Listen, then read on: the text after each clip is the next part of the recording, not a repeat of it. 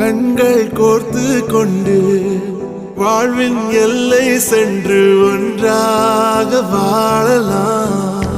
ஆயுள் காலம் யாவும் அன்ப நீயே போதும். இமைகள் நான்கும் போர்த்தி இதமாய் நாம் தூங்கலாம். நீயும் நானும் வந்து கண்கள் கோர்த்து கொண்டு வாழ்வின் எல்லை சென்று